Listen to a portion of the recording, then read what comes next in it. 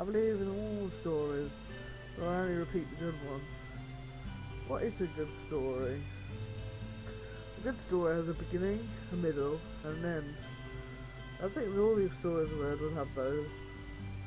You might think that there are some stories that tease you with a promising beginning and a exciting middle, only to leave you wanting when the story's ending is not known. To give an example, the battle in which Erd banished Dili, the spirit of the nation's evil king refuses their essence to a reanimated corpse in a mad quest for immortality. Actually, in most versions of the story, this was just a mad magician, not a king. Yes, but the version of the story about the mad and evil king sounds better, so that's the version I always chose to repeat. Anyway, the story goes that Erd used his action rod to slay the minions of the Lich. It's at this point in the story that you expect to hear how Erd defeated the Lich. But none of the versions of this story I've heard explain how Erd defeated the Lich, only that he reigned victorious and ended the terror of the Lich. None of the versions have a real ending? None at all.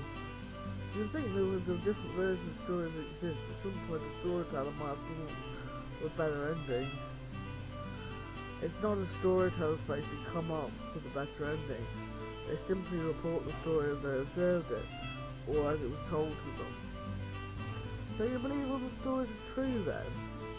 Yes. How is it that you can believe all the stories are true while multiple versions of them exist? You mean how can I hear a story of a Lich King and a Lich Magician and believe both of them when they seem to contradict each other? Yes, that would be one example. Those two stories aren't necessarily contradictory. Please explain. There might have been a Lich who was formerly a king who also practiced magic. If that were the case, then the story which reported the Lich could be the magician, and the story of the Lich who was a king would both be correct. It could also be that there are not two versions of the same story, but two different stories altogether. After all, Erd lived a long life. It is possible that he fought more than one Lich during his travel. That could be true. Woo! I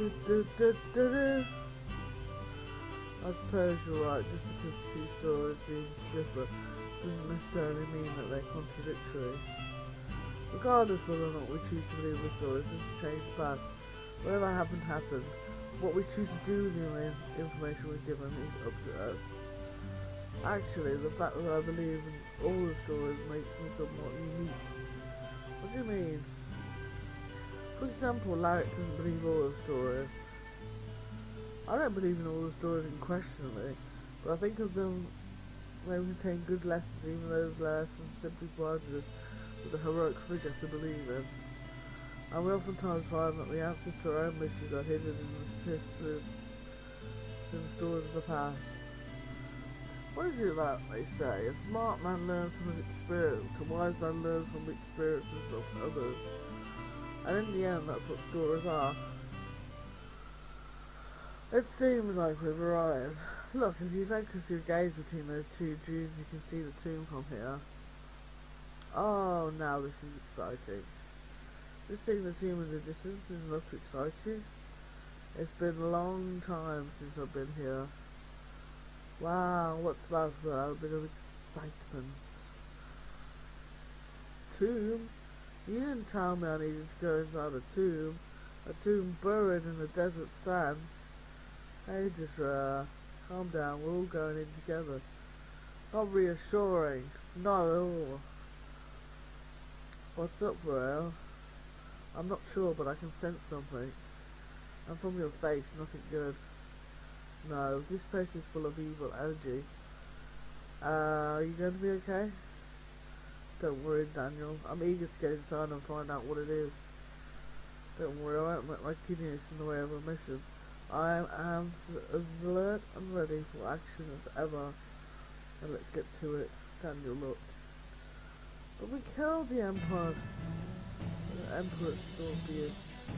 They look undead. Undead scorpions, now I've seen it all.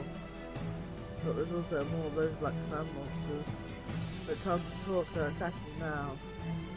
What was that black thing?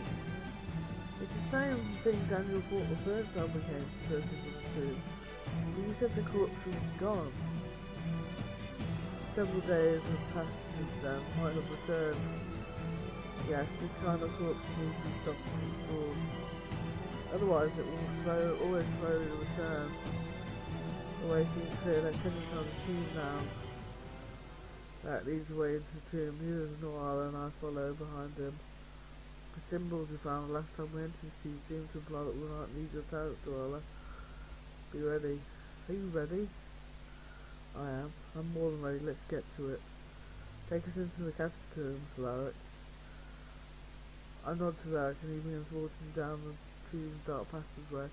Noir taps her staff against the wall and begins emitting a faint light, barely enough to see by, but enough to prevent us from stumbling in the darkness. As a handy trick. Hopefully I'll be doing more than just serving as your torchbearer. Eventually the passageway ends and Larrick begins running his hands over the surface of the wall in front of us. Dead end? It appears that way, but some things aren't quite what they seem. Noir, can you illuminate this part of the wall for me? Noir raises her staff off and all of our heads lights up, showing symbols carved into the wall. Larrick, can you read this? Let's see, this says door concealed, sunlight reveal. There's a hidden door, and it's revealed by sunlight. How are we supposed to get sunlight in here? Do we need to dismantle the tomb to get further? Sunlight could break the seal, but I think a flash of radiance will do in a pinch. A flash of radiance? You two might want to close your eyes for this. I closed my eyes, and not a moment later I hear Noir's voice. Rah! Even through my closed eyelids I can see the brilliant flash of light to hear the sound of Noir's staff striking stone. I hear the sound of moving stone, and a cool draft begins flowing through the tomb. I open my eyes. It takes a few moments for them to readjust to the darkness. I can make out the shape of Noir's grinning face in the dim light of her staff. That was a neat trick. Blinding light from the inside of a completely dark tomb. I guess that was enough to open the passage. Nice trick, Noir. Do do do do do. Thanks, I thought so too. Let's keep going. Like pressing forward as we press further, the walls of the corridors seem to close in around us. Passage getting narrower, be careful. Of course. Eventually the passageway was too narrow for Larrick to face forward with his broad shoulders, and he turned sideways and began sliding down the passage with his back to one of the walls. Are you okay, Larrick? I'm feeling a bit uneasy what will happen if we encounter some kind of foe here, but I can back up and exit this passage the same way I entered it. So you're not worried about getting stuck? Ha, it'll take more than these narrow walls to trap me. Don't worry, Daniel, as long as it's just us here, I'll feel perfectly safe. Well, I for once feel I'm on the right side for the job. Ha, you can say it does us, Sarah. Still, this place gives me the shivers. Let's keep going then. We'll have another chamber, it's very dark. This darkness almost seems like a kind of dark fog. I agree, something's not right here. Did you hear it? What was that sound? I think you found your answer, Daniel. From all around the skeletons become begin to rise from the ground. We're completely surrounded. Phew, that was horrible. Then I look around, I see three more in that corner. One of them is not a skeleton, it's bigger and... Whoa. Giant mummy. But a giant mummy. The dark fog, it faded. Yes, it seems that killing that mummy disrupted the dark magic in this place. I believe it's safe to go forward now. Wait, this last spot was tough, I'm not sure which way to keep going. The path is clear now. I thought there was no one even before we stumbled into this room. I understand your desire to explore further, and I'm eager to. I must think about the team. Can't put them all at risk. I have an idea. Oh, what do you propose? They wait outside in the cover and the three of us go on. We have to help choose this team in the chamber. We got it. I agree, Noah and I have a personal interest in this. It's not fair to us for even more help. Are you sure, Daniel? This place is still full of dark energy, even if it's not strong before. Perhaps you'll be safe even without our help. What? Just when I was starting to have fun. Don't worry, we'll be fine. It's decided. Larry, Noir and I will move forward. You go outside and rest. With the help of Noir's magic deck, access to the stream of herbs in the chamber. We continue forward until Larry runs against the wall with symbols on it. The trick door. This says first door, second door, unity. The first door and the second will save the scene. Sounds like time for another dose of radiance. Wait a moment, there's another bit here. It gives us a symbol beware or warning. The same one that we saw in the main chamber. What exactly do we need to be wary of? The symbols are arranged in two paths. One with the symbol of light and the other with the symbol of darkness. What does the part under the pattern for the light path say? Perhaps it's more to describe them as light path and dark path. This one actually says light heart or a light spirit. Seems to imply some kind of spiritual meaning rather than a physical one. So it's not actually talking about a well-lit path and a path hidden from the light. No, it seems more like this is the path of a person with a heart of darkness, and this is the path of a person with a heart of light. Which of those do you think describes you, Daniel? The light heart, I would hope. That, you should put each of the headings of instead of symbols under it. Can you read that part? Yes, of course. I presume you want to hear both of these. Which should I start with? Tell me about the light path. It says beginning companion out from triumph. Beginning with comparison turns results to triumph. That seems like a reasonable interpretation. What about the other part, the part about the heart of darkness? It's similar to the other one, beginning with sound out from triumph. Those who enter the heart of darkness will triumph from strength. That also sounds like a correct interpretation. I just noticed something. Hold on for a moment. Matt reaches down and rubs the surface with his hand. There's another set of symbols here under each of the headings. One symbol for each side. Under the heart of darkness side it says boom. Under the light of the heart side it says survival. I wonder which one might be meant to a person with the heart of darkness. I wonder. The vampires I encountered earlier, Zachary and Valerie were the names. Could the passage be referring to vampires or the undead? It could be that what lies ahead is a test of one's purity of will. That could be true. I'm not so sure. I think it would be that what lies ahead are two paths. One path by which he who enters will be tested on the basis of fellowship, and one by which he enters will be tested by strength. Perhaps the tablet investing in what metric one wishes to be identified. The symbols are boon and survival. Could it be that by choosing your trial you also choose your reward? He who chooses the boon will be tested by fellowship will survive, but here is tested by strength to win a great boon. Is that what you mean? Yes, I suppose that could be true. It could also be that we're completely misinterpreting the symbols, trying to attach different meaning to actions that were meant for someone else, or that describe something completely different. And something of my problem part about this is to describe philosophy more than in any kind of concrete direction. That may be, but I will not dismiss them outright.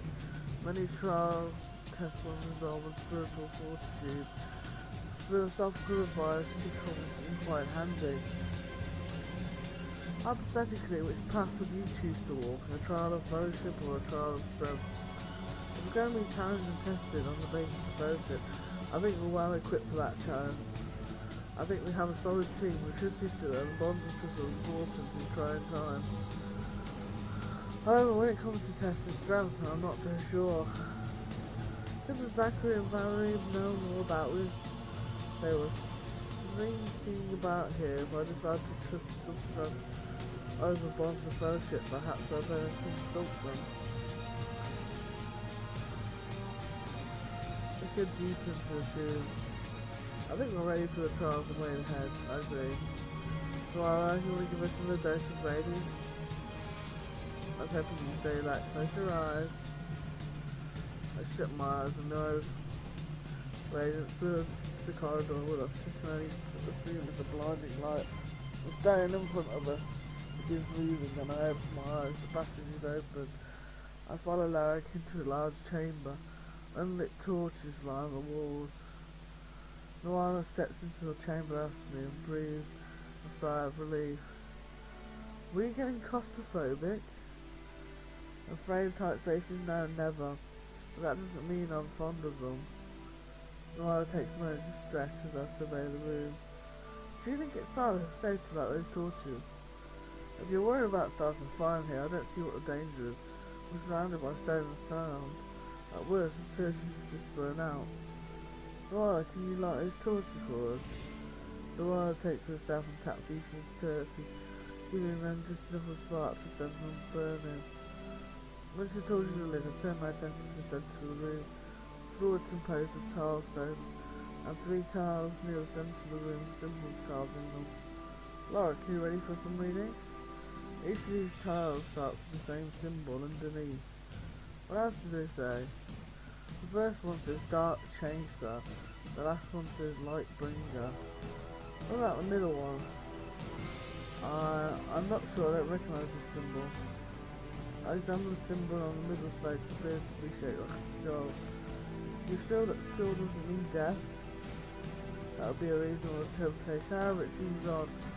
All your symbols have been more symbolic. They're images that have meaning attached.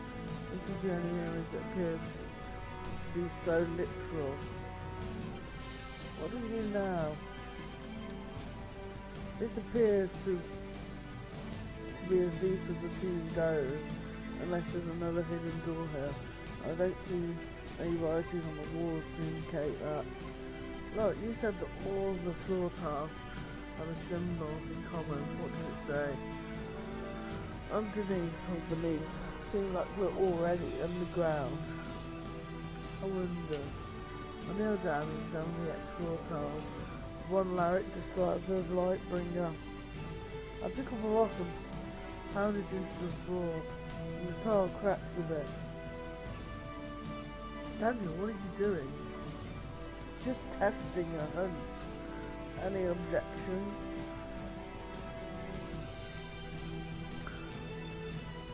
I don't think we need to worry about defiling the tube. I think we're all past that point.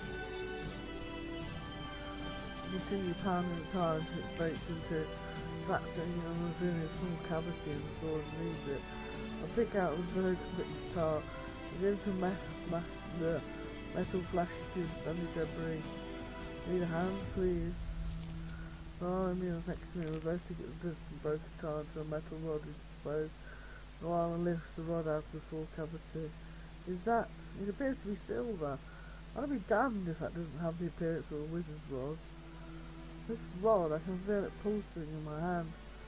There's something rhythmic about it, almost like it's trying to tune itself to my biorhythm.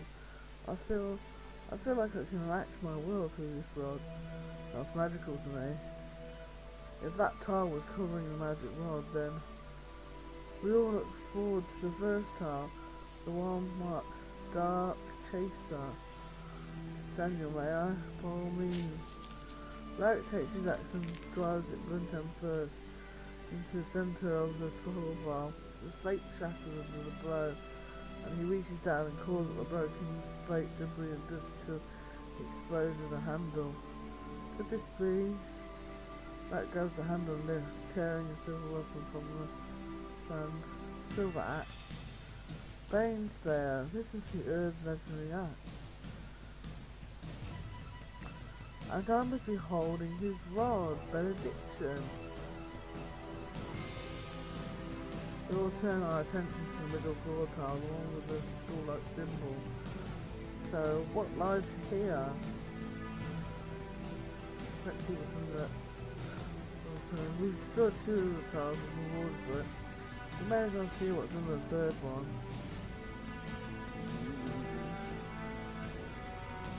Very well, it's hopeless sense of optimism we've done it.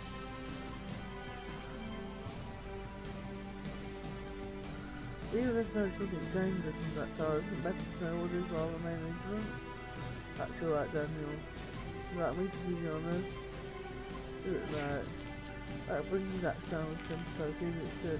It's time to pull them out the slate within and canteen the news. Look, there's a handle on another silver weapon. It's something like a blade or some kind, or the hilt of one. I reach down and grasp the sword hilt, but feel a wave of energy and pull out of the ground. I feel a sharp crunch to my guts, and I fly back, thrown across the room until I hit the wall. Daniel, are you alright? I feel some pissed myself off. Apart from some bruising, I think I'm fine, but that blade, what happened? It didn't have a life of its own. When I touched it, I felt it pushing back as though it were violently rejecting me. Something about that weapon feels sinister. No, I mean, down next to the hole, down the reach down. Careful, you don't want to wind up thrown against the wall. Incredible. Even without touching it, I can feel some kind of malevolent energy pulsing from it. This sword is nothing like Baneslayer or Benediction. Daniel, I think you need to see this. Look at what else is inside this hole in the ground. I crawl over to the hole and peer in. Is that a skeleton? I think the other holes contain partial skeletons as well. Though I think we crushed them to dust when we broke through the floor. They must be centuries old. Just what kind of place is this?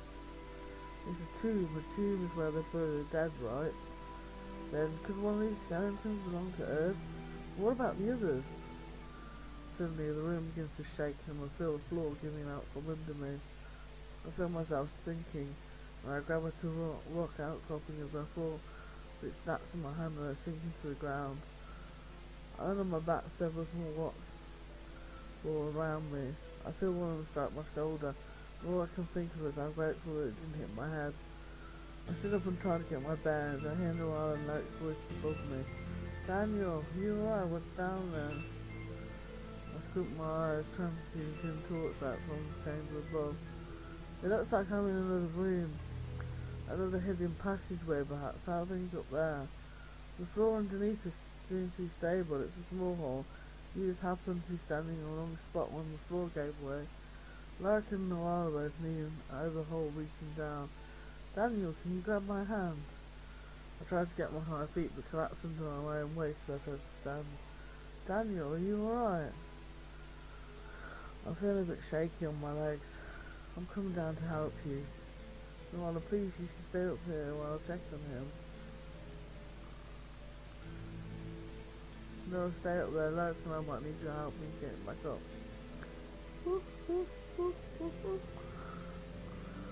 Be careful, Lark, if anything happens down there, I'll be fine. Lark slides down the hole after me. Looking for us, it looks like the ceiling is low enough for me to reach up. Now, can you stand? Lark offers me a hand and lifts me to my feet. Yeah, I think I'm fine actually. I don't think I'm injured, I'm just a little bit dazed. A cool draft pushes past us. Did you feel that? Yes. Where could that have come from? We're underground, so it couldn't be wind. A sweep ripples through the room, so loud that it hurts my ears to hear it. Lark and I both wince in pain and look into the darkness toward the source of the sound. I don't think we're alone down here. Not alone. Yes, finally, not alone. I make out the shape of a figure sitting against the wall.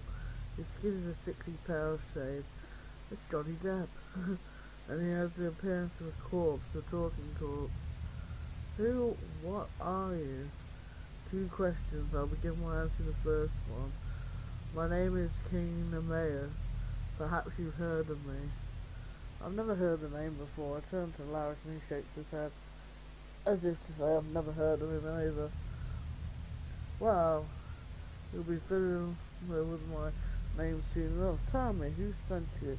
Are you disciples of Erd? Has she become too cowardly to do the job himself? Erd has been dead for over 200 years. The mayor sat down for a raspberry laugh. Has it been that long? Damn that woman. I suppose I had the last word after all. Woman? Yes, Erd is the one who left me to rot here. Erd was a woman? You people know nothing. Of course Erd was a woman, but I suppose you've had several hundred years to forget. You stories can endure for 6 or more generations. The mayor slices his hands. His body is weak with age, but it will do. And you've so generously come along to serve as my new minions. Together we might just conquer the world. What are you? Ah, that was your other question, wasn't it? Well, I suppose I'll explain myself to you. As I said, I'm King Lemaius, but apparently my name has been forgotten, so I'll have to reclaim the title somehow. Erd and her companions left me trapped in my old body to rot. Perhaps you've seen it. The skeletons, yes. Erd did have a cool sense of humour, didn't she? For years I stayed trapped in that rotting corpse, until at last decayed, finally setting me free. And now I found a fresh body. It was mostly drained of blood, but serving me well enough. Now, a fresh corpse drained of blood. Could vampires be responsible? You're a leak.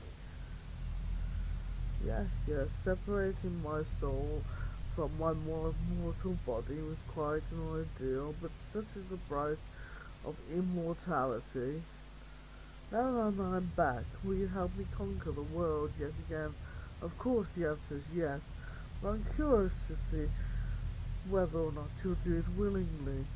Servants who are most willingly are easy to handle, and it seems like a happier life, don't you think? And sometimes trying to possess the weak-willed turns out to be quite fatal for them. So will you submit to me, or will I have to turn you into soulless drones? We'll never submit to the likes of you. Boss fight! Very well, you seem strong enough, unwilling enough to survive my possession. The mayor raises his hand in the dark and he begins to go around him. Larrick charges at him, but no mayor absorbs the blast of energy, knocking both me and Larrick to our feet. Can't move! I try to stand where I find myself pinned to the ground. No, not pinned! It's as if my limbs aren't responding. Every muscle in my body is completely frozen. Quiet, child. Just be still and let the darkness take you. The mayor claps his hands and begins chanting. I hear the sound of footsteps behind me. Die, monster! I watch as the wild charges forward, pointing the silver staff at the mayor. No, you! Cry aloud. As she forces the glowing staff into the chest of the mayor, and he streaks as she forces herself through him, pinning him to the floor. Daughter of Erd! It can't be! Larrick stands up and I find myself in control of my own body once again. I stand up beside Noara. Kill me! Sounds like a good idea.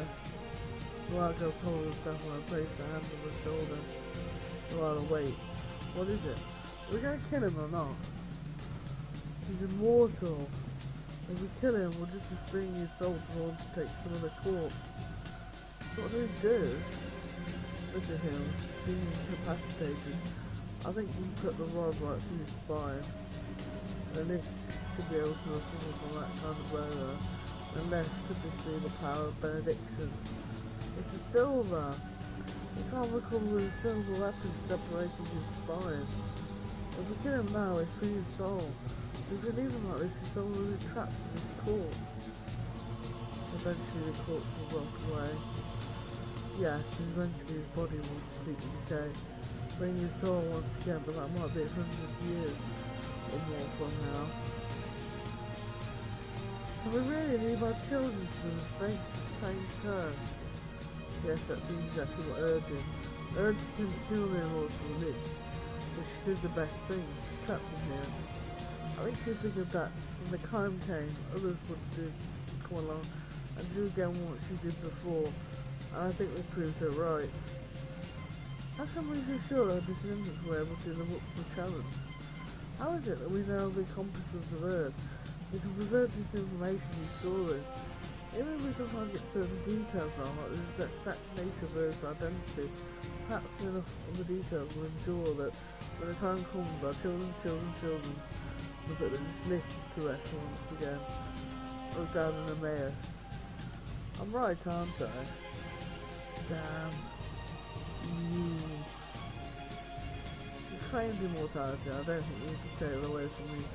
But 100 years from now, as you spend your day trapped down here, waiting the day when your court side expires, perhaps immortality won't seem like such a blessing.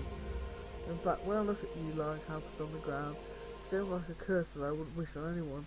But in a way, you wished it on yourself. Let's go. Noir and Larrick following me back to the hall in the ceiling where I fell through.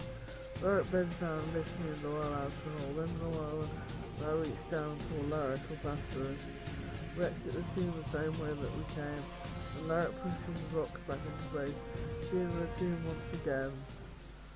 We meet with the others who are happy that we made it out alive. After a short talk, everyone leaves except for Noir and Larrick, who are still talking. I decide to approach them. The Tomb of Erd. Quite the deceptive name, don't you think? All this time I've seen that this was where Erd was buried. But the more I think about it, the more it seems that this tomb was not built for Erd, but by Erd, to contain that she could vanquish. Do you think Erd really was a woman? Don't you think we should trust storytellers who have had hundreds of multiple generations to get these details wrong? Or someone who met Erd face to face? I'm not sure if I can trust Sully. Neither am I. I can't imagine why he would have lied to us. Man, woman, who knows? Either way, it seems like a great story. I'm glad that we're able to seal away a threat though. I think that most people will come back here soon to reseal the tomb. Good idea. Close the doors we open and maybe write a warning message to future generations. Carving symbols into stone seems a good way to do this. What about this? Larrick hefts the silver axe. It seems somehow wrong to take it with me. Why not? This axe was crafted to seal away the undead, but in the end benediction was enough to do the job. Why not reintroduce Baneslayer to the world and show it to the undead horrors that wander around the marsh? Perhaps on Dalian's hidden menaces in the marsh will also be laid to rest, and Baneslayer can be returned to Erd's tomb. Yes, one day perhaps. I'd like to see that very much. So would I, and let's fight to make it happen.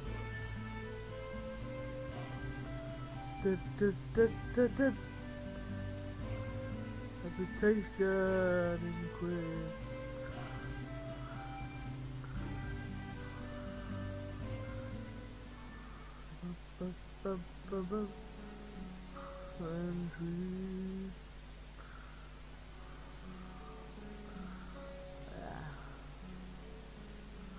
And the dots. That's next time on more. What is it called?